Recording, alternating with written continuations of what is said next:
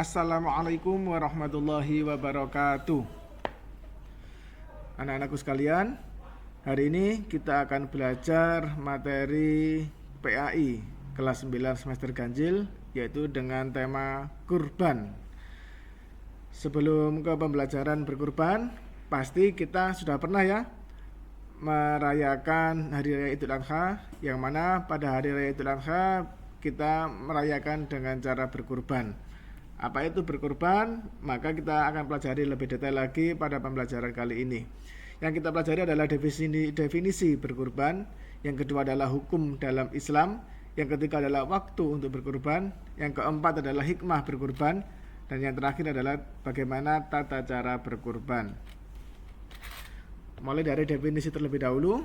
Berkurban berasal dari kata dalam bahasa Arab, yaitu qoriba, yang memiliki makna dekat.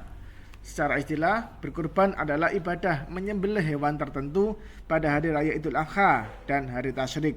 Hari raya Idul Adha pada tanggal 10 Dzulhijjah, sedangkan hari tasyrik tanggal 11 sampai 13 Dzulhijjah, sebagai bentuk ketaatan dan upaya mendekatkan diri kepada Allah Subhanahu wa taala. Hukum berkurban adalah sunnah muakkad, yaitu sunnah yang sangat dianjurkan. Hal ini sesuai dengan dalil perintah berkurban yang pasti kita sudah hafal dalilnya, karena terdapat pada surat-surat pendek juz 30, yaitu Quran surat Al-Kautsar, khususnya pada ayat yang kedua. Kita baca bersama surat Al-Kautsar dari yang ayat pertama. A'udzu billahi minasyaitonir rajim. Bismillahirrahmanirrahim. Inna a'tainakal kautsar fasholli lirabbika wanhar inna syani'aka huwal abtar.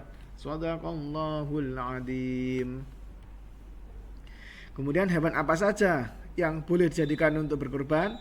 Yang pertama adalah unta, yang kedua adalah kambing, yang ketiga adalah sapi. Ada juga yaitu domba atau biri-biri yang hampir mirip dengan kambing, juga kerbau hampir mirip dengan sapi. Kalau unta biasanya dilaksanakan kurban yang ada di Mekah. Kalau kita di Indonesia sering dijadikan hewan kurban adalah kambing atau sapi atau domba atau biri-biri.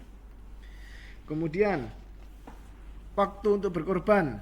Kapan berkurban itu? Dimulai setelah sholat Idul Adha pada tanggal 10 Dzulhijjah dan berakhirnya sebelum matahari terbenam pada hari ke-13 bulan Dzulhijjah. Mengenai hewan tadi, anak-anak, hewan yang dijadikan berkurban sudah saya jelaskan. Kemudian apa syaratnya hewan itu boleh dijadikan berkurban? Yang pertama adalah sehat atau tidak menimbulkan bahaya. Jadi hewannya dalam keadaan sehat, tidak sakit, tidak cacat, lengkap organ tubuhnya, tanduknya tidak patah, matanya tidak buta, kakinya tidak pincang, telinganya tidak cacat, badannya tidak kurus.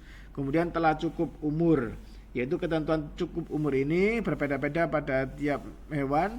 Kalau unta minimalnya adalah 5 tahun usia hewan unta tersebut atau lebih boleh. Kalau lebih dari 5 tahun minimalnya adalah 5 tahun. Untuk sapi atau kerbau minimalnya adalah 2 tahun. Sedangkan kambing yaitu sama dengan sapi, yaitu 2 tahun usia minimal. Kalau domba atau biri-biri 1 tahun atau telah berganti gigi. Untuk jumlah hewan onta atau sapi atau kerbau boleh untuk 7 orang. Boleh berkorban patungan sebanyak 7 orang. Sedangkan kambing atau domba atau biri-biri hanya untuk 1 orang. Hikmah berkurban, pasti kita akan mendapatkan hikmah dari apa yang sudah kita lakukan. Salah satunya adalah ketika kita berkurban, hikmah apa yang kita dapatkan? Yang pertama adalah mendekatkan diri kepada Allah Subhanahu wa taala.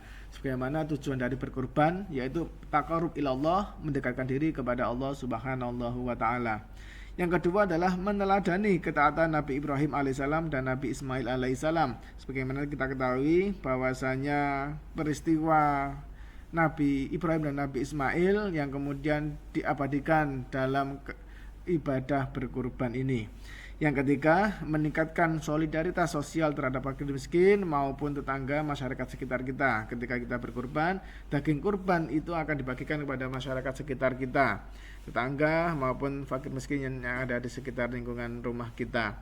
Dan yang keempat, hikmahnya adalah melatih sikap ikhlas dan bersyukur. Barang tentu ketika kita sudah mengeluarkan uang untuk membeli hewan kurban, kemudian disembelih dan dibagikan kepada masyarakat, ini adalah sebagai bentuk rasa syukur kita kepada Allah SWT dengan dasar ikhlas lillahi ta'ala. Bagaimana tata cara berkurban? Yang pertama adalah niat. Innamal a'malu binniat. Segala sesuatu tergantung pada niatnya. Maka kita harus ikhlas lillahi ta'ala untuk taqarrub ila Allah, mendekatkan diri kepada Allah Subhanahu wa ta'ala. Yang kedua adalah proses penyembelihan hewan.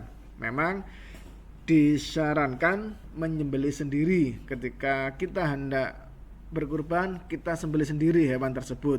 Tetapi jika kita tidak mampu, maka boleh menyerahkan kepada panitia kurban yang ada di lingkungan sekitar rumah kita, di masjid maupun musola atau di sekolah kita.